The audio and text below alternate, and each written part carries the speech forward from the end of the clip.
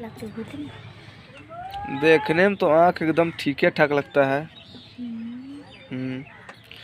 चर्चा का विषय में आती हो तुम। हम्म अच्छा।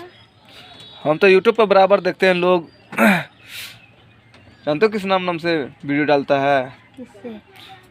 मेरे बाबू का तोना, समझी? मेरे बाबू का तोना नाम से डालता है वीडियो। लेकिन हम लोग इतना छोटा मोटा वीडियो थोड़ा डालेंगे। हमारा जो वीडियो जो भी होगा वो बाबू का सोना नहीं, ना बाबू का टोना। तो आइए हमारे पेज को लाइक कीजिए, सब्सक्राइब कीजिए। अभी भगलपुरिया छौरा के भी तो नहीं आगे बढ़े के मौका दी ही सब है।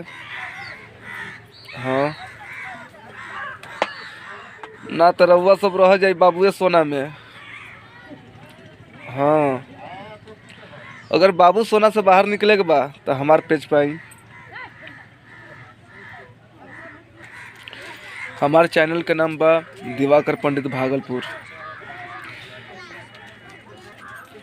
भाई सब हमारे चैनल पे आके एक बार देखी। सर्दी काफ़ी बहती ले देखा, स्वेटर पहन ले, स्वेटर।